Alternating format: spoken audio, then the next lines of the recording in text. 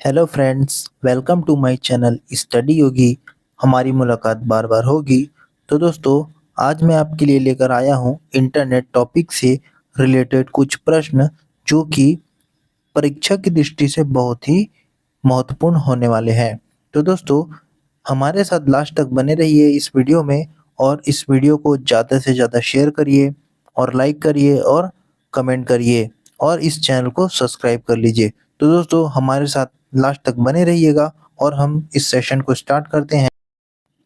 तो दोस्तों, पहला क्वेश्चन है, इंटरनेट की उत्पत्ति खोजी जा सकती है अपार्टनेट के द्वारा। इसका जो फुल फॉर्म होता है agency advance advance research project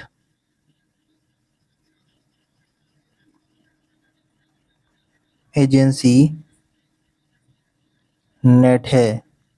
तो ये है दोस्तों इसका फुल फॉर्म।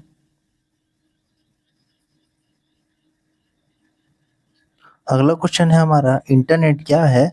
तो इंटरनेट कंप्यूटर पर आधारित सूचनाओं का एक अंतरराष्ट्रीय तंत्र होता है। फिर अगला है, साधारण शब्दों में नेटवर्क का कहलाता है, जो साधारण शब्दों में नेटवर्कों का नेटवर्क कहलाता है इंटरनेट। फिर अगला है, सूचना राजपथ किसे कहते हैं? तो इंटरनेट को कहते हैं सूचना राजपथ। अगला है, एचटीटीपी का विस्तार रूप है hyper text transfer protocol. HTTP का है हाइपर टेक्स्ट ट्रांसफर प्रोटोकॉल। फिर अगला है, इंटरनेट में प्रयोग होता है पैकेट स्विचिंग का। इंटरनेट में प्रयोग होता है पैकेट स्विचिंग का।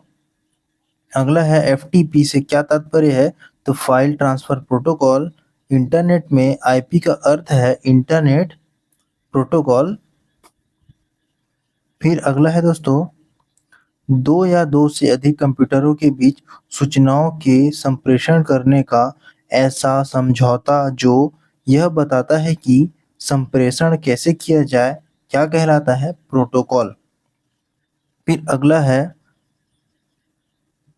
जो advance research project agency apart है, ये किसके विकास के लिए उत्तरदायी है? तो वो इंटरनेट के विकास के लिए उत्तरदायी है। फिर अगला है, आईएसपी का तात्पर्य क्या है? तो इंटरनेट सर्विस प्रोवाइडर है इसका फुल फॉर्म दोस्तों।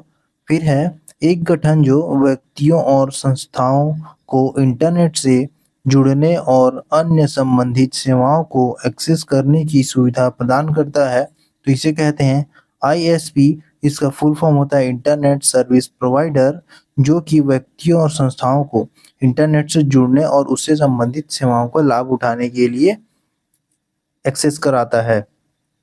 फिर है, जो प्रोटोकॉल का समूह जो डाटा पैकेट्स को इंटरनेट पर एक ओर से दूसरी ओर भेजने को परिभाषित करता है, उसे क्या कहते हैं?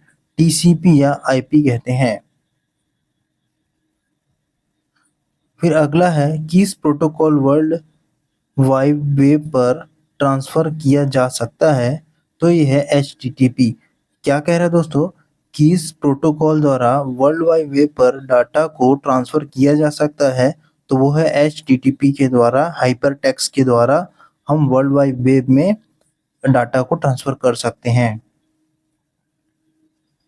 फिर अगला है दोस्तों, इंटरनेट पर इंटरनेट पर प्रयुक्त स्टैंडर्ड्स प्रोटोकॉल है, तो टीसीपी या आईपी। दोस्तों, यहाँ टीसीपी का फुल फॉर्म है ट्रांसमिशन कंट्रोल प्रोटोकॉल और इसका है आईपी का इंटरनेट प्रोटोकॉल। अगला है हमारा, W3C का पूर्ण रूप क्या है? वर्ल्ड वाइड वेब कंसोर्टियम है। क्या है दोस्तों? वर्ल्ड वाइड वेब कंसोर्टियम है। फिर अगला है, डब्ल्यू का पूरा रूप क्या है? वर्ल्ड वाइड वेब है। फिर कंप्यूटर के उस विशाल नेटवर्क को क्या कहते हैं जो विश्व के लाखों कंप्यूटरों को आपस में जोड़ता है? तो इसे कहते हैं दोस्तों वर्ल्ड वाइड वेब, जो है सब वर्ल्ड के कंप्यूटरों को आपस में जोड़ता है। फिर क्या है, टेलनेट, जो टेलनेट है, टेलनेट वो क्या है? तो ये एक टेक्स्ट आधारित कंप्यूटर प्रोटोकॉल है। क्या है? टेक्स्ट के आधारित एक कंप्यूटर का प्रोटोकॉल है। फिर किसी वेब पेज पर स्थित वह शब्द जिस पर क्लिक करने से कोई दूसरा डॉक्यूमेंट या वेब पेज खुलता है, क्या कहलाता है? तो इसे हाइपरलिंक कहते हैं। मतलब कोई लिंक दिया होगा दोस्तों और उसे टैप करने से वह अगला ही उस लिंक से जाकर कोई दूसरा पेज ओपन कर देता है, उसे हाइपरलिंक कहते हैं। फिर आगे है दोस्तों, किसी भाषा में बनाए गए डॉक्यूमेंट को वेब पेज पर प्रकाशित किया जा सकता है, तो हाइपरटेक्स्ट मार्कअप लैंग्वेज के द्वारा किसी भी जो भाषा में कोई भी भाषा में हम कोई भी डॉक्यूमेंट बनाते हैं, उसे वेब पेज पर हम प्रकाशित या फिर उसको हम इंट्रोड्यूस करते हैं, प्रकाशित करते हैं उसे, तो उसे हाइपरटेक्स्ट मार्कअप लैंग्वेज के द्वारा उसे प्रकाशित कर सकते हैं। किसी संगठन के वेबसाइट का डॉट कॉम अंश सूचित करता है, तो क्या सूचित करता है? Commercial website. जो डॉट कॉम है वो कमर्शियल वेबसाइट को सूचित करता है। फिर अगला है, एचटीएमएल डॉक्यूमेंट बनाने के लिए किसकी जरूरत होती है? तो टेक्स्ट एडिटर की। किसकी? टेक्स्ट एडिटर की जरूरत पड़ती है एचटीएमएल बनाने के लिए। यदि अगला है दोस्तों, यदि किसी डोमेन नेम में आखिर में .edu या .us है, तो यह है यूएसए की एक शिक्षा संस्था है। जो .edu है तो ये यूएसए की एक शिक्षा संस्था होता है दोस्तों। फिर अगला है, वेब पेज किस फॉर्मेट में लिखे और सेव किए जाते हैं? तो एचटीएमएल में वेब पेज जो है वो एचटीएमएल में लिखे और सेव किए जाते हैं। अगला है, यूआरएल जैसे ये http dot slash www dot dot dot, फिर ये http क्या होता है? एक ट्रांसफर प्रोटोकॉल होता है। फिर अगला है दोस्तों, www डॉट के आविष्कारक हैं टिम बर्नर्स-ली। कौन है दोस्तों www डॉट के आविष्कारक? तो है टिम बर्नर्स-ली। फिर अगला है, वेब साइट एड्रेस या यूआरएल एक यूनिक नाम होता है जो वेब पेज पर पहचान स्थापित करता है। वेबसाइट एड्रेस या यूआरएल एक यूनिक नाम होता है जो वेबसाइट या वेब पेज पर पहचान स्थापित करता है, तो इसे कहते हैं एक विशिष्ट वेबसाइट का, इसे कहते हैं एक विशिष्ट वेबसाइट बोलते हैं।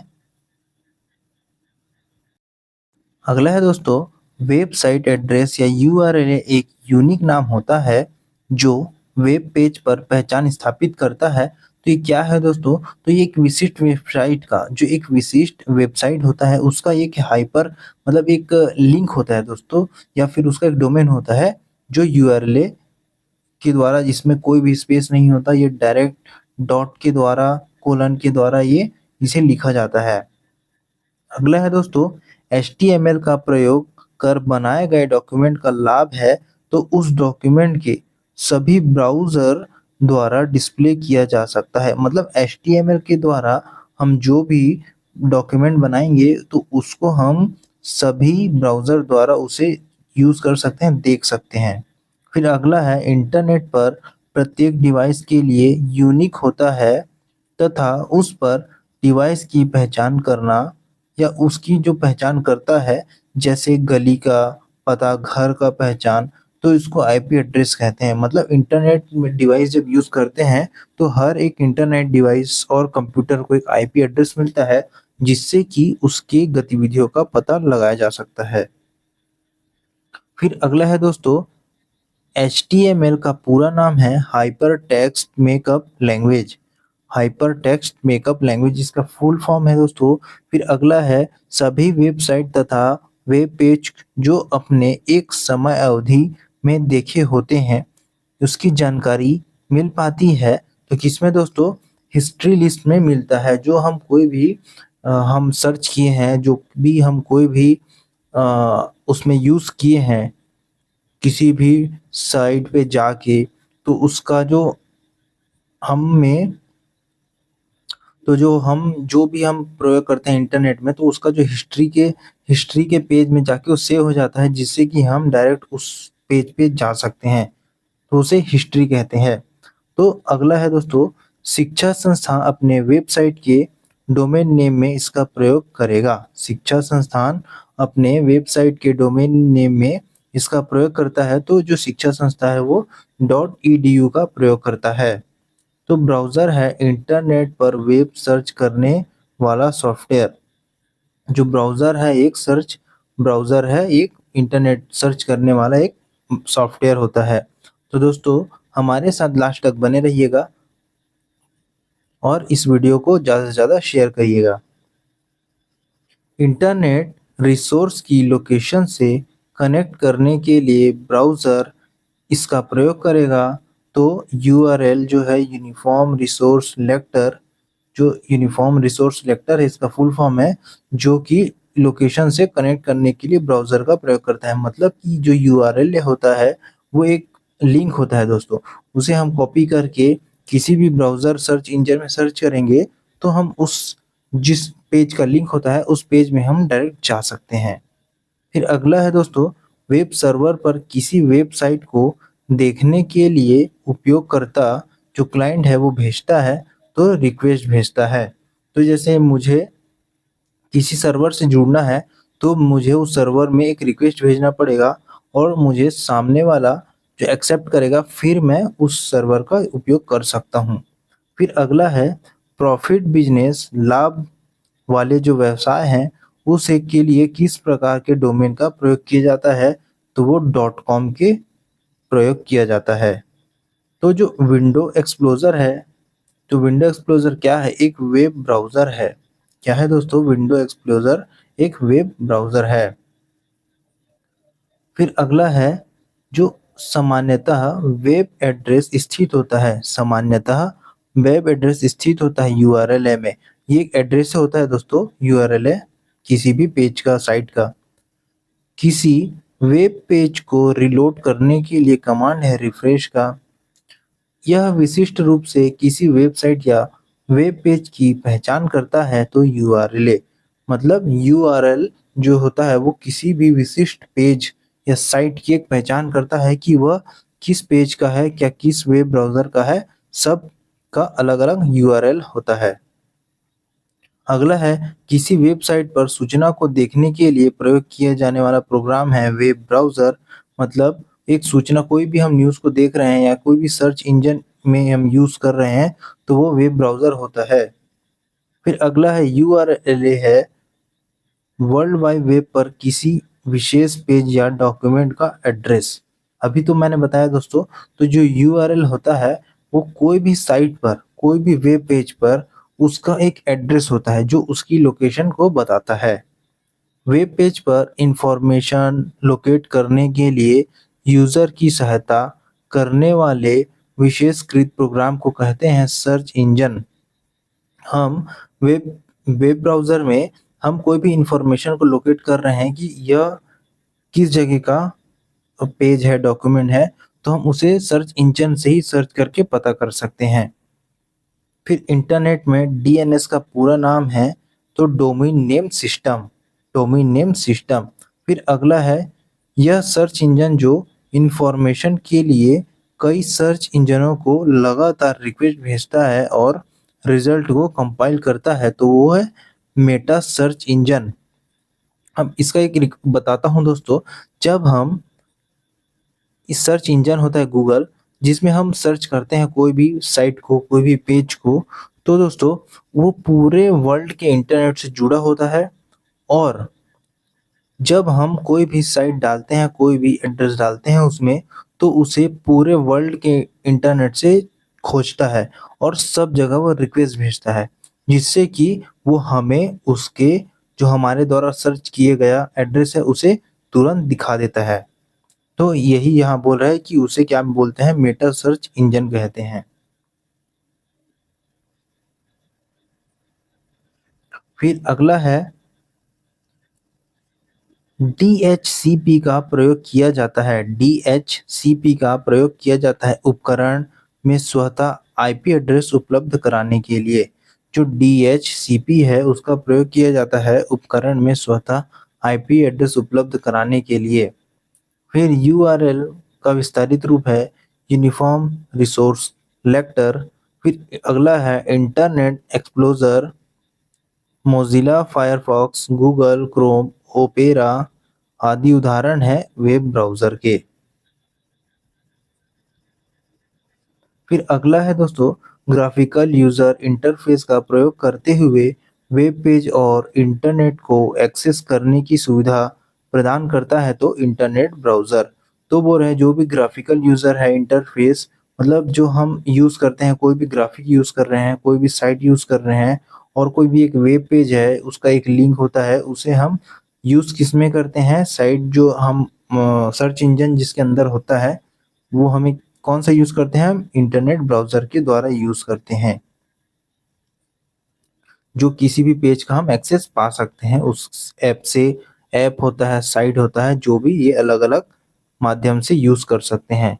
अगला है, किसी नेटवर्क में सबसे महत्वपूर्ण तथा शक्तिशाली कंप्यूटर होता है सर्वर कंप्यूटर। मतलब जो एक मेन कंप्यूटर होता है दोस्तों, तो वो सबसे शक्तिशाली कंप्यूटर होता है जिससे कि सारे कंप्यूटर आपस में जुड़े होते हैं। जो ये सर्च करेंगे तो ये यहाँ से इन्फॉर्मेशन देता है। फिर अगला है, लोकप्रिय सर्च इंजन गूगल की उत्पत्ति गूगल शब्द से हुई जिसका अर्थ है संख्या एक जिसके बाद 100 शून्य हो। मतलब जो ये इसका जो उत्पत्ति हुआ है गूगल का, वो गूगल से हुआ है, GOOGL से, जिसका अर्थ है 10 की पावर में 100। इसका ये मीनिंग है दोस्तों।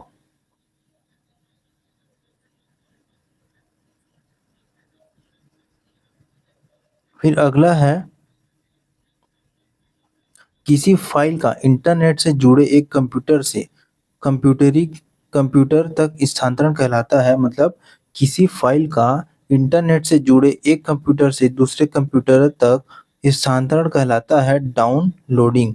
मतलब कि ये कंप्यूटर है, ये भी एक कंप्यूटर है, तो ये सर्वर कंप्यूटर है जिससे हम जुड़े हैं। इसमें डाटा स्टोर है, जिसमें हम कोई भी मूवी सर्च किए, इसमें लिखा, हमें ये भेजा रिक्वेस्ट, फिर यहाँ से हमको वो फाइल को शो कराया, फिर जिससे हम इसको डाउनलोड कर लिए। तो वही कह रहा है दोस्तों यहाँ पे कि जो किसी फाइल इंटरनेट से जुड़े, मतलब एक कंप्यूटर से दूसरे कंप्यूटर तक जो स्थानांतरण कहलाता है उसे डाउनलोडिंग कहते हैं। चाहे ये मूवी का हो, चाहे या किसी डॉक्यूमेंट का हो, किसी भी प्रकार का जो स्थानांतरण होता है उसे डाउनलोडिंग कहते हैं। मैं उसको भेजूंगा तो वो डाउनलोड करेगा, सामने वाला मुझे भेजेगा तो मैं उसे डाउनलोड करूंगा। तो ये इसका एक एग्जाम्पल है। अगला है, गूगल द्वारा विकसित वेब ब्राउज़र है Google Chrome. Client server model में क्लाइंट कंप्यूटर है, जो क्लाइंट सर्वर मॉडल में जो क्लाइंट कंप्यूटर है वो सूचना प्राप्त करने के लिए अनुरोध अनुरोध भेजता है। अभी बताया दोस्तों कि यहाँ पे ये एक कंप्यूटर है, फिर ये अगला कंप्यूटर है, इसके लिए इसके साथ भी अलग-अलग कंप्यूटर हैं, तो ये आपस में जुड़े हैं। फिर ये एक साथ जुड़े हैं दोस्तों। ये क्लाइंट कंप्यूटर है, ये ये क्लाइंट कंप्यूटर है, ठीक है दोस्तों, और ये है प्रोवाइडर। मतलब कि ये है सर्वर वाले जो मेन कंप्यूटर होते हैं। ठीक है दोस्तों, जब मुझे कोई भी चीज़ या मुझे किसी भी न्यूज़ की, पेज की, साइट की आवश्यकता पड़ेगी तो मैं इसमें सर्च करूँगा, और जब मैं सर्च करूँगा तो ये न्यूज़ इनके पास जाएगा, सर्च इंजन इनके पास भेजेगा। फिर ये जो मुझे चाहिए, जो मैंने सर्च किया है उसके अकॉर्डिंग ये मुझे न्यूज़ दिखाएँगे, या फिर वो पेज, साइट जो भी मैंने सर्च किया है, फ़ोटोज़, वीडियोज़ सारे ये दिखाएगा, जिससे कि मैं उसे देख सकता हूँ, डाउनलोड कर सकता हूँ और सभी चीज़ जो मेरे हाथ में वो कर सकता हूँ।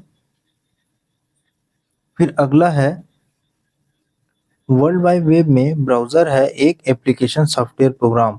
मतलब जो एक डब्ल्यूडब्ल्यू जो वर्ल्ड वाइड वेब है, डब्ल्यूडब्ल्यू, वो एक ऐप नहीं है दोस्तों, एक सॉफ्टवेयर है जो कि एक प्रोग्राम है। फिर एक है, पीडीएफ का फुल फॉर्म है पोर्टेबल डॉक्यूमेंट फॉर्मेट। फिर अगला है दोस्तों, होम पेज किसी वेबसाइट का प्रथम पेज है। जो होम पेज होता है वो किसी वेबसाइट का प्रथम पेज होता है। इंटरनेट प्रोटोकॉल वर्जन 6 जो इंटरनेट प्रोटोकॉल वर्जन 6 है जिसे बोलते हैं IPv6 एड्रेस की लंबाई में 100 बिट है। पहले वहाँ 32 बिट चलता था दोस्तों, अब यह बढ़ के 128 बिट हो गई है। पहले इसे आईपी एड्रेस देने में इजी पड़ता था, जैसे-जैसे कंप्यूटरों का सर्वर में विकसित होते जा रहा है, उस हिसाब से इसे 128 बिट कर दिया गया है। फिर अगला है, किसी वेबसाइट पर पाए जाने वाले दस्तावेजों को कहा जाता है वेब पेज। इंटरनेट से जुड़ा प्रत्येक कंप्यूटर एक अद्वितीय 4 भाग की स्ट्रिंग द्वारा पहचाना जा सकता है जिसे कहते हैं आईपी एड्रेस।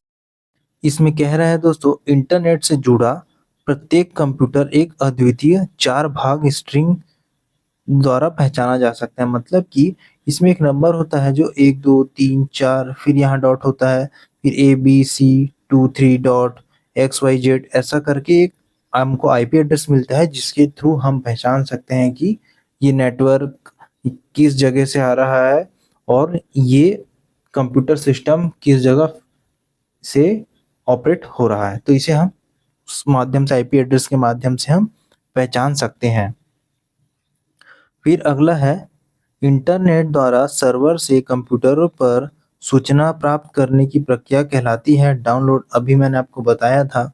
फिर वह प्रोग्राम जिस पर किसी कीवर्ड को टाइप कर अन्य वेबसाइट को ढूंढने के लिए प्रयोग किया जाता है, तो सर्च इंजन।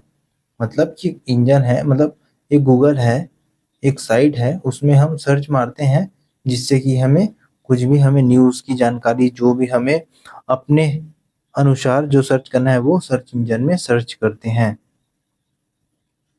फिर अगला है, यह एक ही ब्राउज़र विंडो में एक साथ कई वेब पेज खोलने की सुविधा प्रदान करता है, तो वह टैब रो। जो दोस्तों, अब मैं इसको समझाता हूँ। बोल रहा है कि इसमें ब्राउज़र विंडो में एक साथ कई पेज को खोलने का जो सुविधा है उसको कहते हैं टैब रो।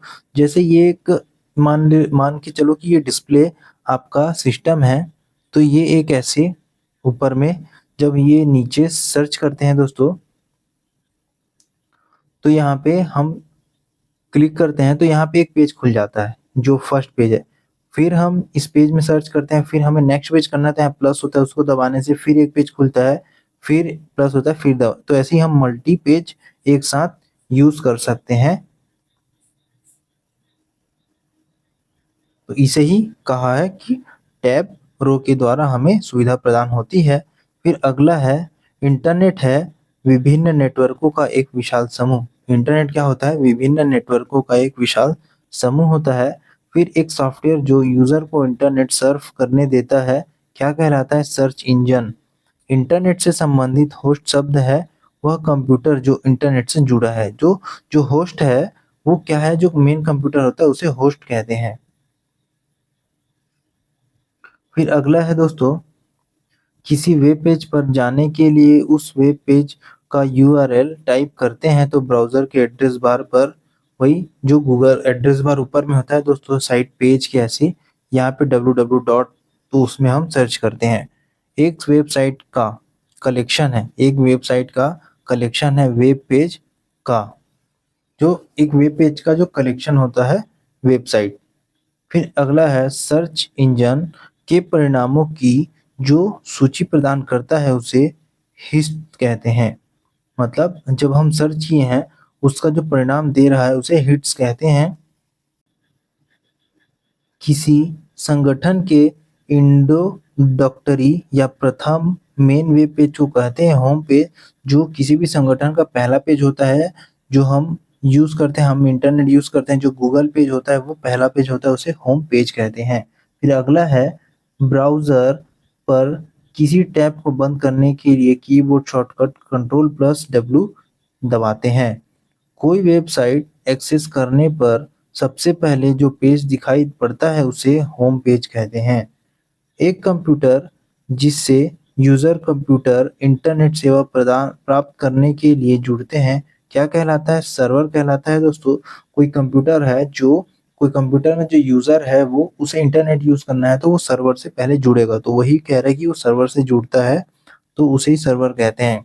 इंटरनेट से जुड़ा ऐसा कंप्यूटर जो एक स्पेशल वेब सॉफ्टवेयर चलाता है और इंटरनेट पर दूसरे कंप्यूटर को वेब पेज भेज सकता है। जिसमें क्या है दोस्तों, मतलब कि जो इंटरनेट है वो कंप्यूटर जो एक स्पेशल वेब सर्वर चलाता है, मतलब उसका एक साइट है, जैसे गूगल का साइट है सॉफ्टवेयर, तो इंटरनेट पर दूसरे कंप्यूटर को वेब पेज भेजता है तो वेब सर्वर, मतलब कि सब सब अपने-अपने पेज का अपना-अपना एक वेब सर्वर होता है, जिस पर हम काम करते हैं, उनका सबका अपना-अपना एक सर्वर होता है। जब हम काम करते हैं तो वो उस पे भेजता है उसका कोई भी, जैसे हम कोई क्लियर टाइप किए और सर्च किए तो वो उसका जो न्यूज़ है, नोटिफ़िकेशन है, वो आगे भेजता है सामने वाले को। फिर अगला है दोस्तों, एक केंद्रीय कंप्यूटर जो अन्य पर्सनल कंप्यूटर, वर्क स्टेशन या अन्य कंप्यूटरों का डाटा स्टोर करता है, क्या कहलाता है? Server computer. अगला है, सर्वर कंप्यूटर वे होते हैं जो खालिस्तान से जुड़े दूसरे कंप्यूटर को रिसोर्स प्रदान करता है, तो वो नेटवर्क कहलाते हैं। जो सर्वर कंप्यूटर होते हैं वो नेटवर्क से जुड़े होते हैं, और जो सर्वर कंप्यूटर से बाकी के नीचे कंप्यूटर जुड़े होते हैं। फिर अगला है डाटा इन इंस्क्रिप्शन, जो डाटा इंस्क्रिप्शन की प्रक्रिया को ओएसआई मॉडल के किस लेवल के अंतर्गत निष्पादित किया जाता है? तो प्रोजेंटेशन के द्वारा, प्रेजेंटेशन लेयर के द्वारा इसे निष्पादित किया जाता है। जो डाटा का जो इंस्क्रिप्शन प्रक्रिया है, इंस्क्रिप्शन मतलब होता है कि आप व्हाट्सएप यूज़ करते हैं, उसमें इंक्रिप्शन मोड होता है, जो कि हम न्यूज़ बोलते हैं, जो भी हम मैसेज करते हैं, उसे वो कोडिंग फॉर्म में पहुँचाता है, और वो डायरेक्ट उसी फॉर्म में, जो हम फॉर्म में उसको टाइप किए हैं, उसी फॉर्म में वो सामने वाले को भी उसके मोबाइल में दिखाता है, तो उसे कहते हैं। तो ये जो होता है किसके अंतर्गत? प्रेजेंटेशन लेयर के अंतर्गत होता है। कौन सा संचार प्रोटोकॉल वेब आधारित सूचना प्राप्त करने वाले प्रत्येक कंप्यूटर के लिए मानक निर्धारित करता है? तो एचटीटीपी द्वारा। जो संचार प्रोटोकॉल मतलब कि जो वेब आधारित सूचना है, मतलब कि एक ऐसा डॉक्यूमेंट बनाते हैं जिसमें कि उसमें वेबसाइट का लिंक भी होता है और संचार प्रोटोकॉल भी होता है जो भी उसमें है, और ये उसमें मानक कंप्यूटर के लिए एक मानक निर्धारित करता है कि ये पेज में हम साइट डालेंगे तो ये वाला साइट जो डायरेक्ट उसके पेज पे खुलेगा।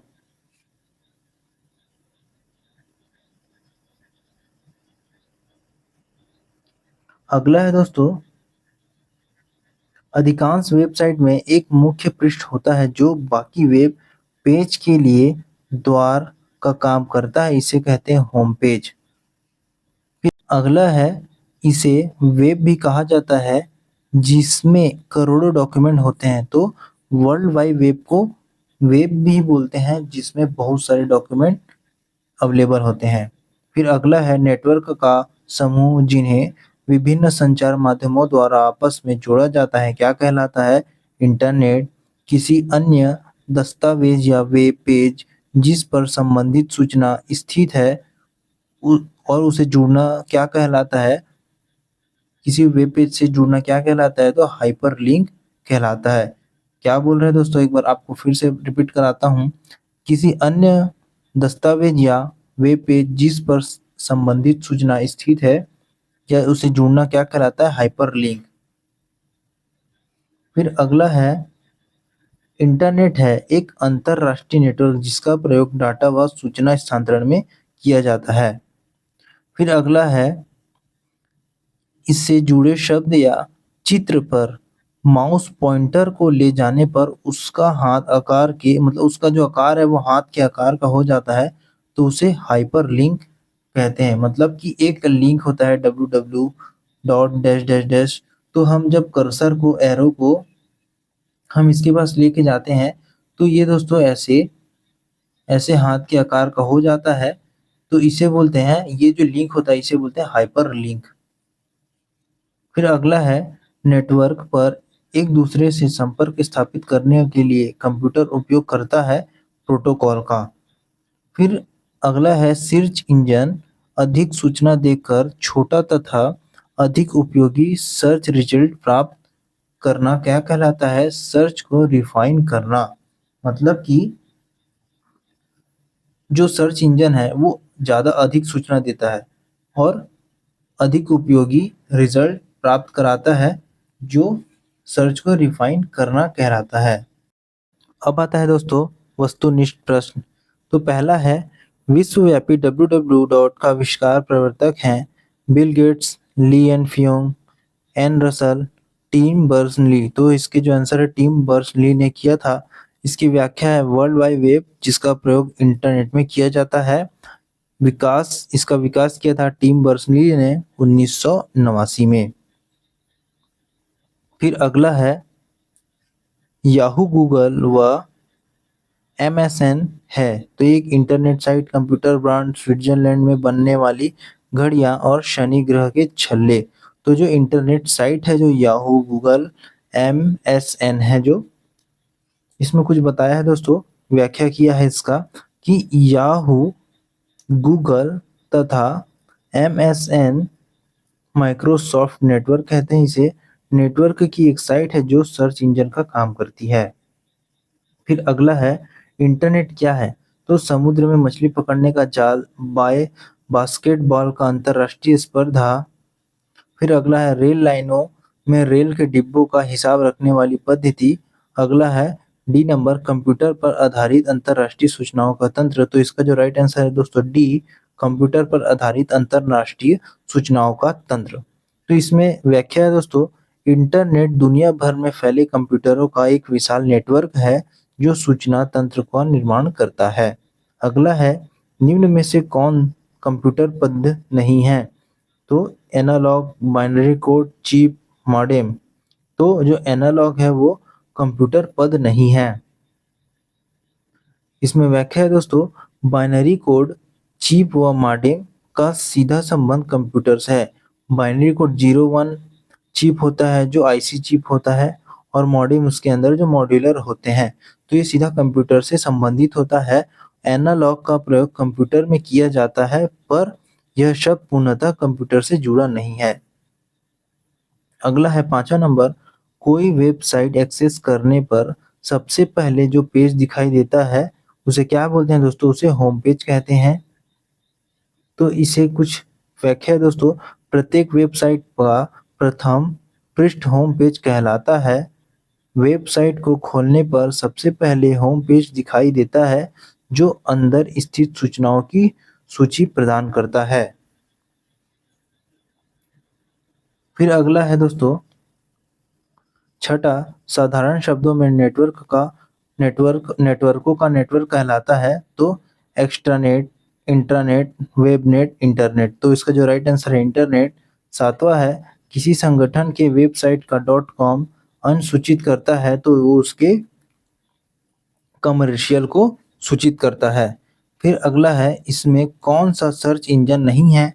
तो गूगल, अल्टा विस्टा, आर्कुट और साइंस डायरेक्ट। जो है साइंस डायरेक्ट है दोस्तों, वो है, ये सर्च इंजन नहीं है। फिर अगला है 9वां, उच्च शोध परियोजना अभिकरण। उच्च शोध परियोजना अभिकरण निम्नलिखित में से किसके विकास के लिए उत्तरदायी है? तो है ए वेबसाइट, बी ऑनलाइन, सी ईमेल, डी इंटरनेट। तो इसका जो राइट आंसर है दोस्तों इंटरनेट। जो एडवांस रिसर्च प्रोजेक्ट एजेंसी है, जो अपार्ट है दोस्तों, वो इंटरनेट के विकास के लिए उत्तरदायी है। अगला है, वेब का अस्तित्व में आया। वेब जो अस्तित्व में आया है वो अमेरिका में, भारत में, स्विट्जरलैंड में, जापान में। तो अमेरिका में जो है वो अस्तित्व में आया। अगला है 11 नंबर, किसी डोमेन नेम के आखिर में .edu.us है तो यह है एक अंतरराष्ट्रीय संस्था, एक गैर लाभकारी संस्था, ऑस्ट्रेलिया की एक शैक्षणिक संस्था, यूएसए अमेरिका की एक शैक्षणिक संस्था। तो इसका जो आंसर है डी, ये अमेरिका का शैक्षणिक संस्था होता है। फिर अगला है 12 नंबर, सूचना राजपथ, इंफॉर्मेशन हाईवे किसे कहते हैं? तो ईमेल को, पेपर को, जो पेजर को, सेल्यूलर फोन को, इंटरनेट को। तो इसका जो राइट आंसर है इंटरनेट को सूचना राजपथ कहते हैं। इसका जो है एक ब्रीफ दिया है दोस्तों। इंटरनेट पर सूचनाओं के तीव्र आदान प्रदान के कारण इसे सूचना राजपथ की संज्ञा दी है। अगला है 13 नंबर, इंटरनेट पर प्रयुक्त स्टैंडर्ड्स प्रोटोकॉल है तो HTML, HTTP, TCP, IP और जावा इनमें से कोई नहीं। तो इसका जो राइट आंसर है दोस्तों, TCP और IP जो है इंटरनेट का एक प्रयुक्त स्टैंडर्ड प्रोटोकॉल है। फिर अगला है HTML का पूर्ण रूप है high transfer makeup language, hyper text makeup language, high text machine language और हाइपर टेक्स्ट मशीन लैंग्वेज। तो इसका जो राइट आंसर है दोस्तों, B number, hyper text makeup language. इसका जो राइट आंसर है हाइपर टेक्स्ट मेकअप लैंग्वेज। फिर अगला है 15 नंबर, वेब पर किसी खास कंप्यूटर और पूरी साइट को मेन पेज पहचानता है। मतलब एक वेब जो वेब पर है वो खास कंप्यूटर और पूरी साइट के मेन पेज को पहचानता है तो URL, website address, hyperlink, domain name इनमें से कोई नहीं। तो जो यूआरएल होता है दोस्तों वही किसी भी पेज का उसको एड्रेस को पहचान सकता है। फिर अगला है 16 नंबर, कौन सा ऐसा कम्युनिकेशन कौन सा ऐसा कम्युनिकेशन प्रोटोकॉल जो वेब बेस्ड इंफॉर्मेशन को एक्सेस करने वाले कंप्यूटर द्वारा प्रयुक्त स्टैंडर्ड सेट करता है। तो ए है XML, DML, HTTP और HTML। तो इसका जो राइट आंसर है दोस्तों, सी नंबर, HTTP है। वो कम्युनिकेशन प्रोटोकॉल है और वो बेस्ट इंफॉर्मेशन एक्सेस करने का काम आता है। फिर अगला है 17, एक कंप्यूटर है जो ऐसे इंटरनेट से जुड़ा होता है जो एक स्पेशल वेब सर्वर सॉफ्टवेयर चलाता है और इंटरनेट पर दूसरे कंप्यूटर को वेब पेज भेज सकता है। मतलब एक ऐसा कंप्यूटर जो इंटरनेट से जुड़ा हुआ है और एक स्पेशल वेब सर्वर सॉफ्टवेयर चलाता है। मतलब कि एक ऐसा कंप्यूटर जो इंटरनेट से जुड़ा है, उसके अंदर एक स्पेशल सॉफ्टवेयर है, वेब सॉफ्टवेयर, जो इंटरनेट पर दूसरे कंप्यूटर को वेब भेजता है। मतलब एक कंप्यूटर है, वो इंटरनेट से जुड़ा हुआ है दोस्तों। फिर इसके अंदर एक वेब है जिसके द्वारा दूसरे कंप्यूटरों को वेब भेज रहा है। तो इसे कहते हैं web client, web system, web page, web server इनमें से कोई नहीं। तो इसका जो राइट आंसर है दोस्तों, वेब सर्वर। तो ये इस वेब कंप्यूटर से अगले कंप्यूटर को जो भी वेब एड्रेस या फिर मैसेज भेज रहा है उसे वेब सर्वर कहते हैं। अगला है यूआरएल। एचटीटीपी में होता है host, domain name, protocol, domain address इनमें से कोई नहीं। तो जो एचटीटी यूआरएल में होता है वो प्रोटोकॉल होता है दोस्तों। फिर अगला है 19 नंबर, किसी वर्ड डॉक्यूमेंट का वेब पेज के रूप में सेव करने के लिए क्या करना पड़ता है। किसी वर्ड डॉक्यूमेंट को वेब पेज के रूप में सेव करने के लिए क्या करना पड़ता है, तो उपयुक्त ग्राफिक और लिंक रखना होगा, या फिर डॉक्यूमेंट को टेक्स्ट फॉर्मेट में सेव करना होगा, या फिर वेब ब्राउज़र को एडिटर के रूप में प्रयोग कर यूआरएल में सेव करना होगा। अगला है HTML के रूप में सेव करना होगा, सी इनमें से कोई नहीं।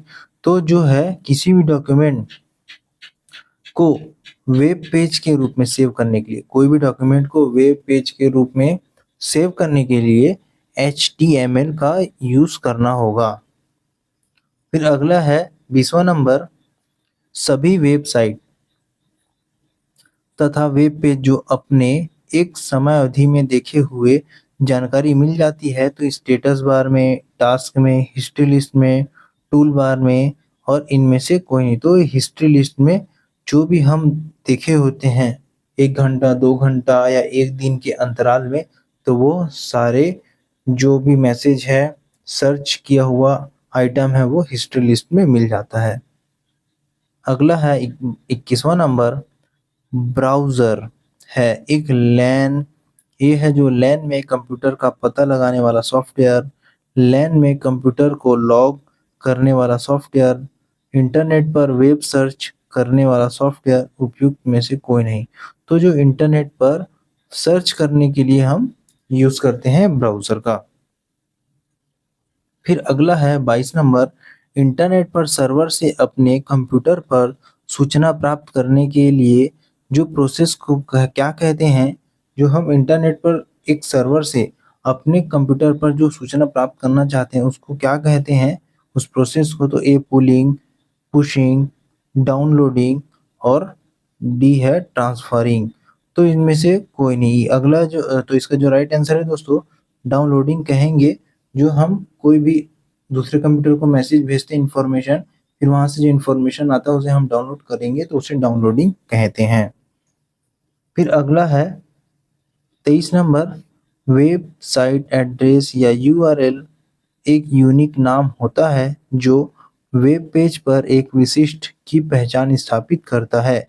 जो यूआरएल होता है एक यूनिक नाम होता है जो किसी वेब पेज पर उसकी विशिष्ट एक अहम उसकी अहमियत को दर्शाता है या उसको पहचानता है। तो एक web browser, PDA, website, link इनमें से कोई नहीं।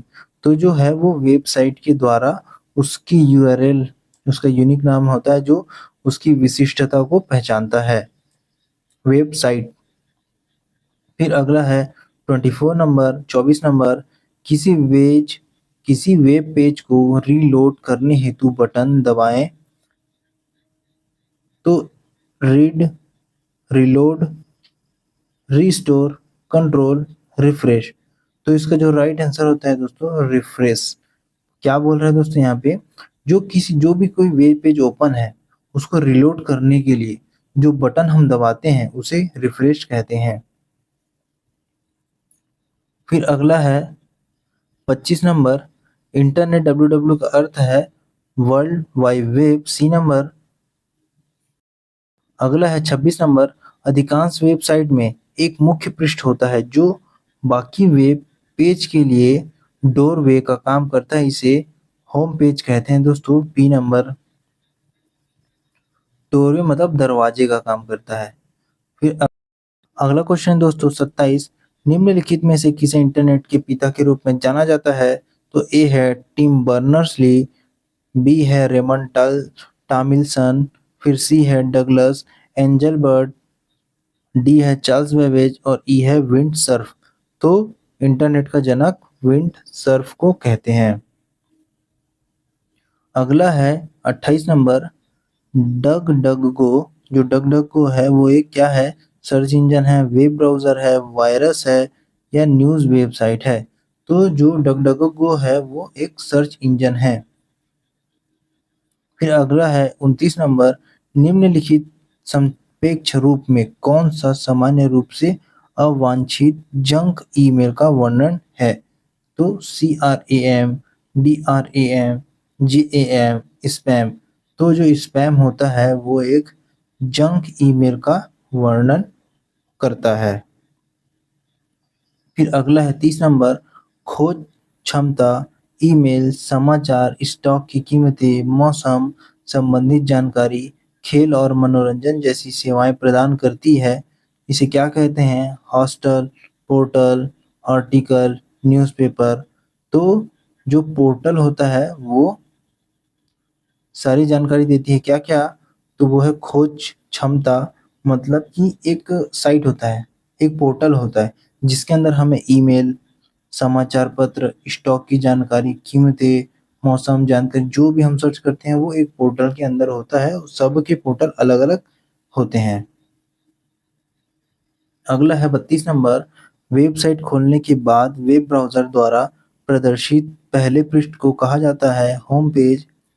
फिर अगला है 33 नंबर, वर्ल्ड वाइड वेब के आविष्कार कौन हैं? तो है टिम बर्नर्स-ली। अगला है डगडगो है एक सर्च इंजन। फिर 35 नंबर है, वेबसाइट खोलने के बाद वेब ब्राउज़र द्वारा प्रदर्शित पहले पृष्ठ को होम पेज कहते हैं। रिपीटेड क्वेश्चन दोस्तों। फिर अगला है 36 नंबर, अपने ब्राउज़र में सहेज कर रखे किसी पसंदीदा वेबसाइट को जल्दी से एक्सेस करने का तरीका है कुकी, ब्लॉक, बुकमार्क इनमें से कोई नहीं। तो दोस्तों जो बुकमार्क है वो हम कोई भी साइट को हम सर्च में इंजन में सर्च किए होते हैं और उस साइट को हम बुकमार्क में सेव करते हैं, जिससे कि हम तुरंत ही उसे बिना ढूँढे हम एक बार में उस पेज में साइट में जा सकते हैं। तो उसे वो बुकमार्क कहते हैं।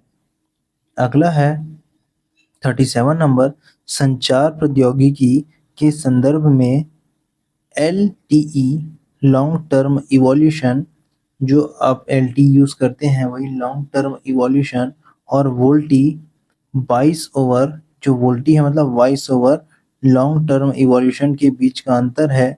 एलटी को साधारणतः 3G के रूप में विपणित किया जाता है और वोल्टी को सामान्यतः उन्नत 3G के रूप में वर्णित किया जाता है। दूसरा, एलटी डेटा ओनली तकनीक है और वोल्टी वॉइस ओनली तकनीक है। तो इसका जो राइट आंसर है दोस्तों देखते हैं, ए केवल 1, बी केवल 2 और सी केवल 1 और 2 और डी ना तो 1 ना तो 2। तो जो राइट आंसर है दोस्तों डी नंबर है, ना तो 1 है और ना ही 2 है। मतलब कि जो एलटी का जो साधारणतः हम जानते हैं कि ये कह रहा है कि जो एलटी का ना तो 3G के रूप में वर्णित करता है और वोल्टी जो 3G के रूप में भी वर्णित नहीं करता उन्नत। और जो दूसरा नंबर कथन कहता है कि जो एलटी है वो डेटा ओनली तकनीक है, ये भी गलत है, और वोल्टी जो है वॉइस ओनली तकनीक है, ये भी गलत है। अगला है दोस्तों 38 नंबर, बिंग एक वेब सर्च इंजन है। बिंग एक वेब सर्च इंजन है जिसका स्वामित्व और संचालन द्वारा किया जाता है। तो माइक्रोसॉफ्ट, याहू, अल्फाबेट, इंक और अमेज़न। तो जो माइक्रोसॉफ्ट का जो है बिंग सर्च इंजन होता है। अगला है 39, निम्नलिखित में से कौन सा एक साइबर अपराध नहीं है? Fishing, cyber stalking, identity theft और ऑनलाइन चैटिंग। तो जो ऑनलाइन चैटिंग है वो एक साइबर अपराध नहीं है। फिर अगला है 40 नंबर, निम्नलिखित में से कौन सा ब्राउज़र नहीं है? तो ओपेरा, गूगल एप्स, विवाल्डी और मोज़िला फायरफॉक्स। तो जो गूगल एप्स है वो ब्राउज़र नहीं है। अगला है 41 नंबर, वेब प्लरल को इस रूप में भी जाना जाता है, तो क्या है उसका रूप? Link directory, search optimiser, web spider, web manager. तो हम वेब स्पाइडर के रूप में भी उसको जानते हैं, किसको? वेब प्लरल को। अगला है 42 नंबर, कंप्यूटर पर निम्नलिखित या निम्न लिंक्ड जानकारी के, जो भी लिंक होता है, जानकारी जुड़ा हुआ होता है, उस संग्रह को इंटरनेट के माध्यम से उपलब्ध होती है। जो कंप्यूटर पर कोई भी एक जानकारी होती है वो लिंक होती है, इंटरनेट के माध्यम से वो उपलब्ध होती है हमको, उसे क्या कहा जाता है? वेब सर्वर, वेब स्टोर या वेब वर्ल्ड वाइड वेब और वेब इंफॉर्मेशन। तो जो जो इन्फॉर्मेशन हमको मिलती है कंप्यूटर के इंटरनेट के द्वारा, तो उसे हमें वर्ल्ड वाइड वेब कहते हैं। फिर अगला है 43 नंबर, कंप्यूटर को इंटरनेट से जोड़ने में कौन सा मदद करता है? तो इंटरनेट को कंप्यूटर में जोड़ने में कौन मदद करता है? नेटफिट, ब्राउज़र, केबल और ये सभी। तो इसका जो राइट आंसर है दोस्तों, ब्राउज़र जो है इंटरनेट कंप्यूटर को इंटरनेट से जोड़ने में मदद करता है। फिर अगला है 44, गूगल क्या है? Browser, virus, search engine, operating system. तो गूगल जो सर्च इंजन है। तो दोस्तों यह वीडियो यहीं तक था। यह वीडियो कैसा लगा आपको कमेंट बॉक्स में कमेंट करिएगा और इस वीडियो को ज़्यादा से ज़्यादा शेयर करिएगा, ज़्यादा से ज़्यादा लाइक करिएगा और हमारे इस चैनल को सब्सक्राइब करिएगा, जिससे कि हमारे नए वीडियो के लिंक आपको तुरंत प्राप्त हो जाएँगे। तो दोस्तों हम अलविदा लेते हैं। जय हिंद।